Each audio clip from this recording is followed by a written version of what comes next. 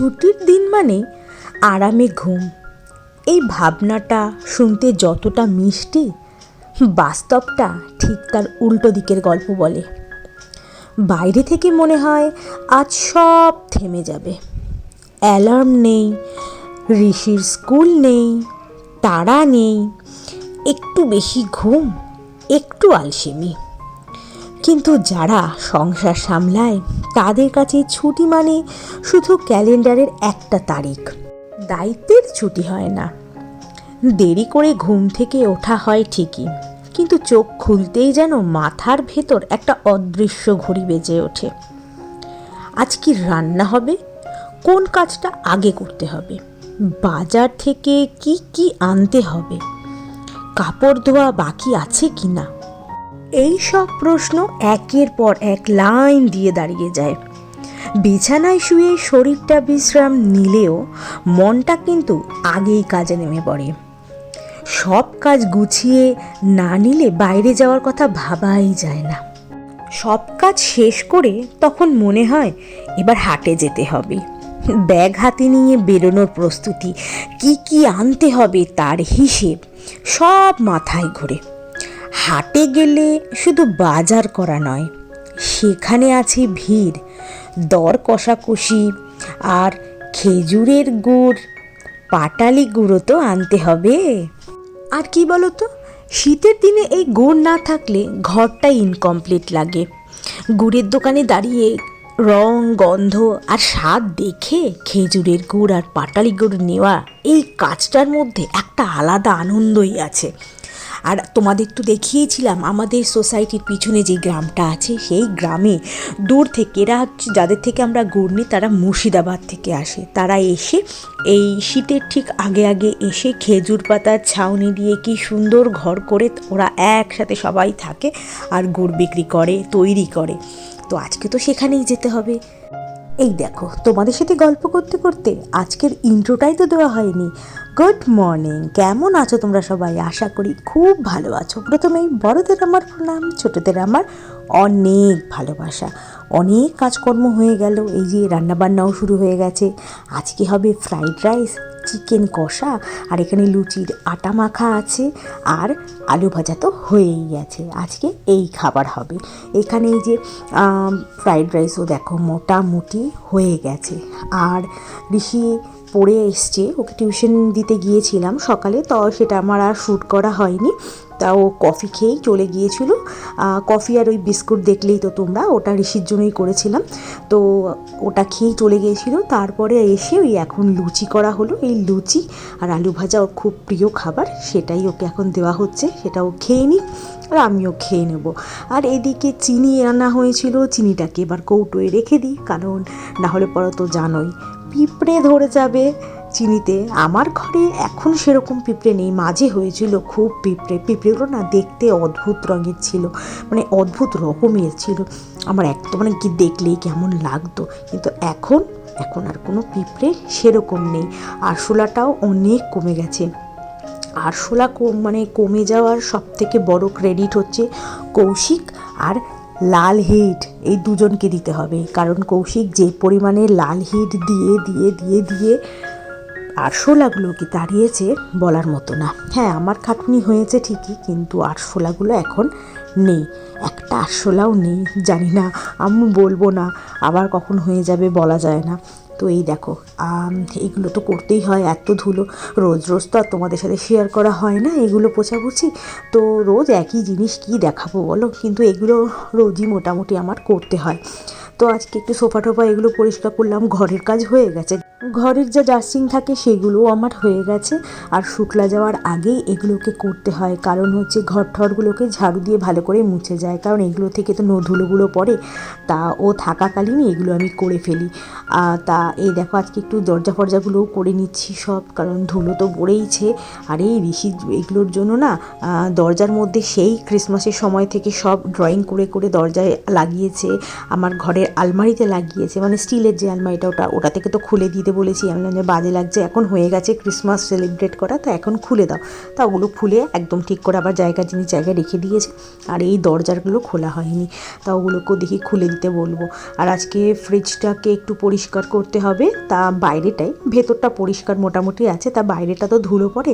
তারপরে এই যে দেখো আমার ফ্রিজের দেখেছো হ্যান্ডেল কিন্তু নেই, সুতরাং এই সাইডগুলোতে ধরে খুলতে হলে না বডিটার মধ্যে না দাগ হয়ে যায়, সেইগুলো ভালো করে একটু পরিষ্কার করতে হয়।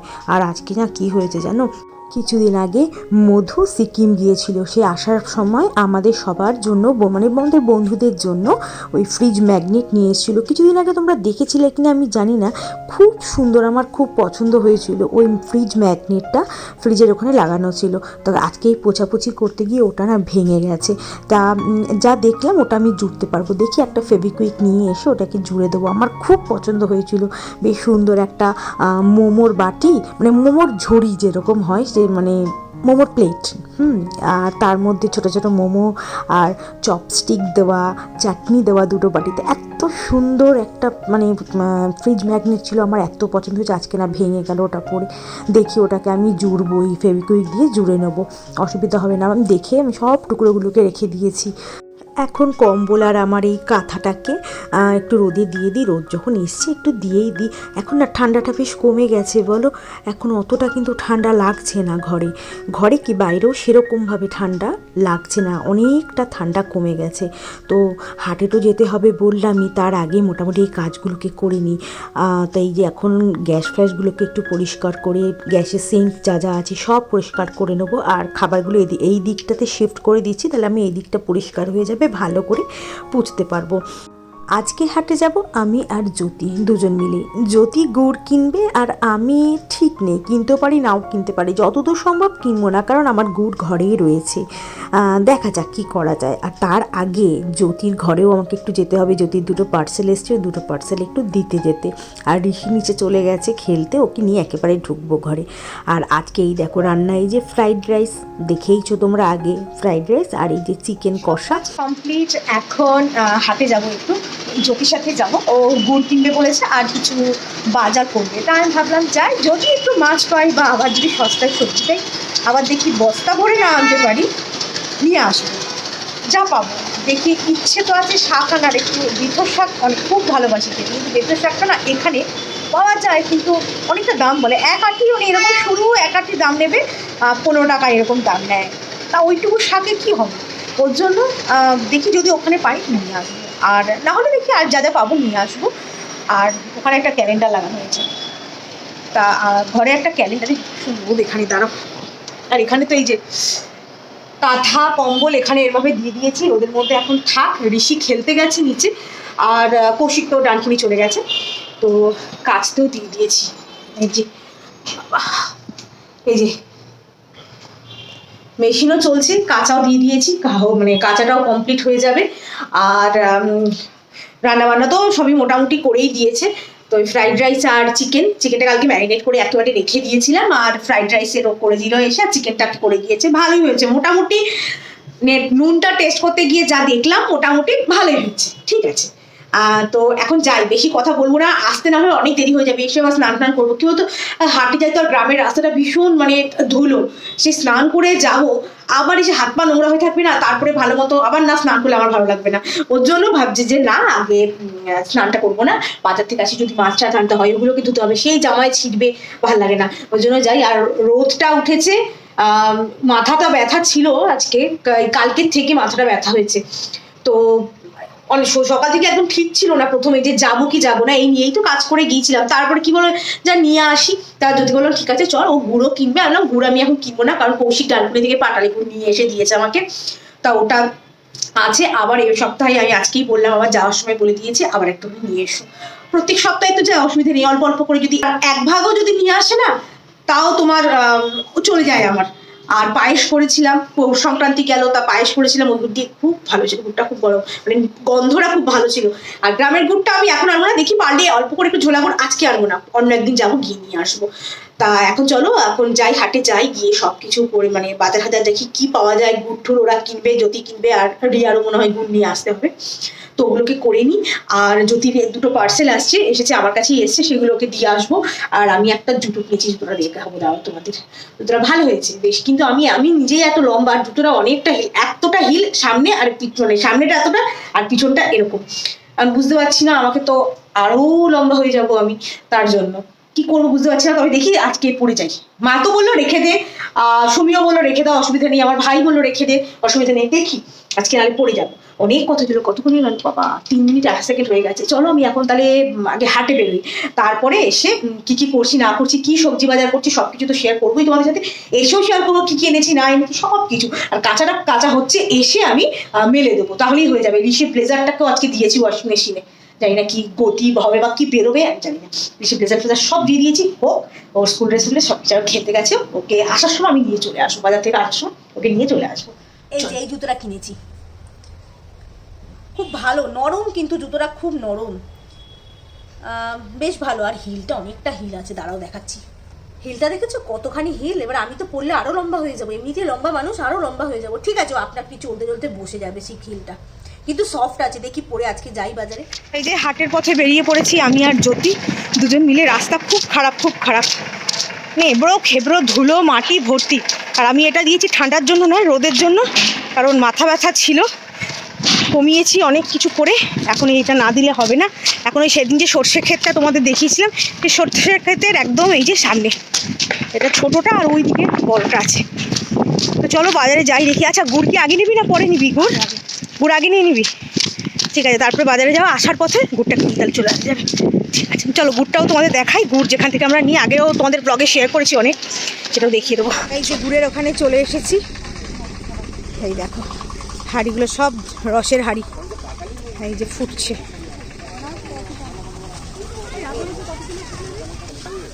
রস ফুটছে, ওইদিকে গুড় রেডি হয়ে গেছে না দিদি? ওটাই এই যে গুড় রেডি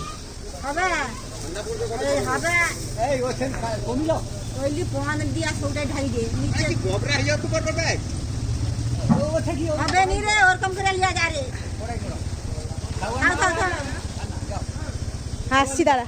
এই যে গুড়গুলো রেডি করে রেখেছে সব।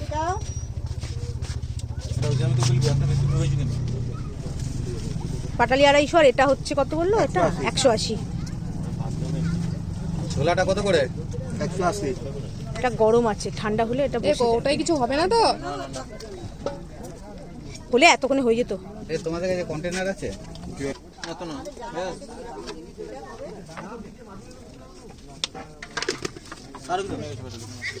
চলো গুড় নেওয়া হয়ে গেছে, রেখে দেওয়া হয়েছে, আসার পথে নিয়ে আসবো। এখন হাটে যাওয়া যাক। এটা হাট, আমি খালি ভাবি কি হাট কেন বলে এটাকে? এত হাট মানে কি? হাট মানে তো বিশাল বড়, কিন্তু এটাকে কেন বলে হাট আমি খালি বুঝে পাই না। এটা তো বাজার, একটা বড় সড়ো একটা বাজার। এই গ্রামের লোকেরা হাট বলে তাই। হ্যাঁ হাট মানে তো পাইকারি, যেটা বোঝের হাট। এদিকে একটা বড় পুকুর মতো আছে, ওই দেখো। যদি বলছো স্নান করতে ইচ্ছা করছে, পুকুর দেখেছে তাই। যেমন বোঝের হাট এখান থেকে যেমন অনেকটা দূর আছে, বোঝের হাট যেমন হাট পাইকারি, একদম পাইকারি রেট। এদিকে এই যে এদিকে দেখো, হ্যাঁ এইচপি ডিলার না, এটাই কি অফিস? চলে এসেছি বাজারে, দেখি কি নিতে পারি। এই যে এই দোকানটার কথা বলছিলাম, নাইটি, লাল নাইটিটা দেখ।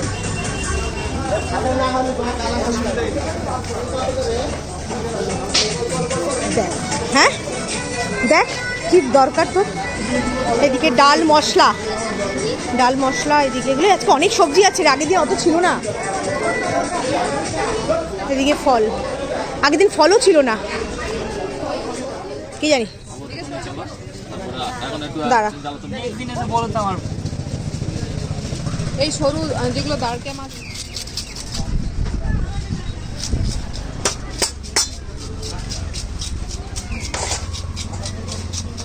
আছে আপনি যা মাল নিলেন সব আমার সকালবেলা তুলে আন, আমার চাষের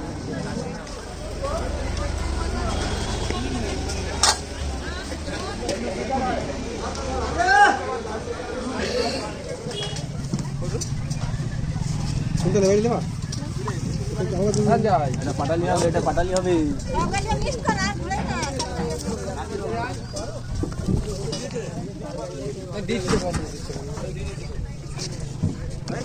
এটা পাটালি হবে, রংটা ভালো বেশ। এখানে একটা গুড় দেখো, পাটালি তৈরি হচ্ছে, এটা দিয়ে পাটালি তৈরি হবে। দাঁড়া, এটা বেশ এখন আবার জাল হয়ে গেছে, এখন এটাকে এরকম ভাবে করছে, দিয়ে এটা দিয়ে পাটালি তৈরি হবে। চল, ওখানে আবার তৈরি হচ্ছে গুড়। চলো, এই বাবারি, এই রাস্তাটা খুব বাজে, খুব বাজে রাস্তা। বাজার হয়ে গেছে, এই যে পথে ওই রাস্তাটা নিলে ভালো হতো। কোনটা? ওই যে আবার হাট থেকে সস্তার মাল বস্তা করে নিয়ে এসেছি। এই দেখো, কুমড়ো, ধনেপাতা, ছোট আলু, পেঁয়াজ কলি, আর আছে ওখানে মটরশুঁটি 1 কেজি, আর এনেছিলাম বেথু শাক, আর এই আমুদি মাছ। আমুদি মাছটা দারুণ। এই আমার যে কিছুক্ষণ আগে দেখালাম না মাছের দোকানে যে দিদি, সেই দিদি আমার কাছে রান্না করতো আগে। ওই দিদি তো এখন মাছের দোকান দিয়েছে, যা দিদির থেকেই নিয়ে আসলাম এই মাছটা। খুব ভালো মাছটা ছিল। আর এটাকে দেখি ঝাল করব, আর ঋষির জন্য আর কৌশিকের জন্য ভেজে রাখবো, আর আমার জন্য ঝাল করব। চলো এবার মাছটাকে ফ্রিজে চালান করি। যাচ্ছি, বাজারে যাব, ওই ঋষির একটু কিছু জিনিসপত্র আনার আছে, স্টেশনারি আইটেম আনার আছে, যেমন ওই ফ্রাইডে পেপার, তারপরে আফ্রিকান ম্যাপ, পেন, এগুলো আনতে হবে, তো ওগুলো নিয়ে আসি।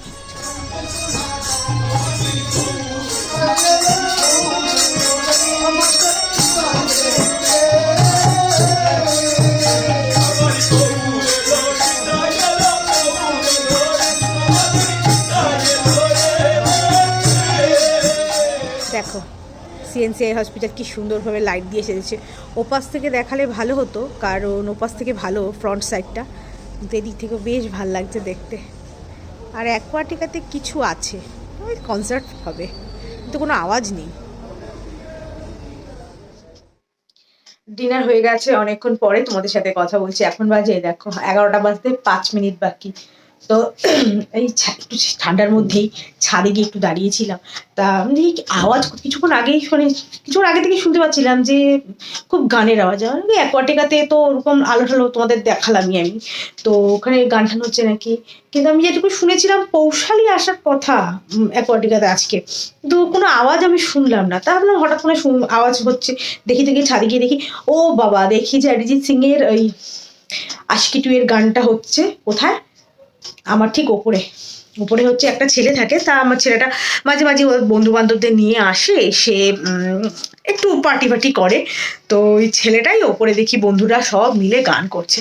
তো দাঁড়িয়ে শুনছিলাম গানটা, চেয়ারে বসে, লাইট ফাইট লাগিয়েছে ব্যালকনিতে, কি জানি কিছু আছে না কি জানি না, তো সেটাই শুনছিলাম।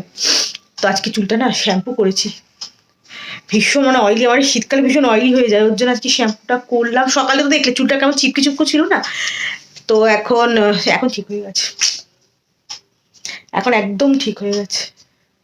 তো চলো, আজকে ব্লগটাকে আমি বাড়াচ্ছি না, এইটুকুই রাখছি। যদি আমার ব্লগের মধ্যে কিছু ভালো লেগে থাকে তো ছেড়ে চলে গেলে লাইক, শেয়ার আর সাবস্ক্রাইব করে আমার পাশে থেকো। আজকের মতো এইটুকুই, দেখাবে অন্য একটা ব্লগের সাথে। ততক্ষণের জন্য ভালো থাকবে, সুস্থ থাকবে। Good night and sweet dreams, tata.